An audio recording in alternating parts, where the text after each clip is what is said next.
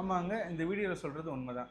நீங்கள் சீப்பாக கிடைக்குதுன்னு நினச்சிட்டு நீங்கள் யூஸ் பண்ணுற நிறைய ரீஃபைண்ட் ஆயில்ஸ்லாம் நம்ம உடம்புக்கு லாங் டேர்ம் ஹெல்த் எவ்வளோ அஃபெக்ட் பண்ணுது உங்களுக்கு தெரியுமா? இதில் வந்து ப்ளீச்சிங், டீஹைட்ரேஷன் யூஸ் பண்ணுறதுனால இதில் இருக்கிற நேச்சுரல் அரோமா அப்புறம் நேச்சுரல் நியூட்ரியன்ஸ் எல்லாத்தையும் அது டெமாலிஷ் பண்ணிடுது. இதனால் நமக்கு ஃபார்ட்டிஃபிகேஷன் அப்படின்ற ஒரு மெத்தடை யூஸ் பண்ணி ஒரு ஆர்டிஃபிஷியலான ஒரு நியூட்ரியன்ஸை ஆட் பண்ணி கொடுக்குறாங்க இந்த எண்ணெயில்.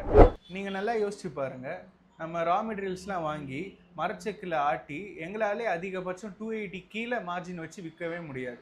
அவங்க இவ்வளோ ப்ராசஸ் பண்ணி இவ்வளோ ஃபார்ட்டிஃபிகேஷன் மெத்தடில் ஆர்டிஃபிஷியல்லாம் ஆட் பண்ணி எப்படி இவ்வளோ கம்மியான விலையில் அவங்களால கொடுக்க முடியுது? அப்புறம் நிறைய பேர் ப்ரமோட் பண்ணிட்டு இருக்காங்க டீப் ஃப்ரைடுக்கு ரீஃபைண்ட் ஆயில் தான் பெஸ்ட் அப்படின்ட்டு. நீங்கள் நல்லா யோசிச்சு பாருங்கள், நம்ம தாத்தா பாட்டி காலத்துலாம் ரீஃபைண்ட் ஆயில் ஒன்று கிடையவே கிடையாது.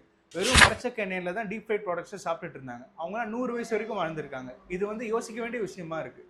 நீங்கள் தரமான எண்ணெயை எங்ககிட்ட மட்டும் தான் வாங்கணும்னு அவசியம் கிடையாது. எங்கே வேணாலும் நீங்கள் வாங்கிக்கலாம். நன்றி.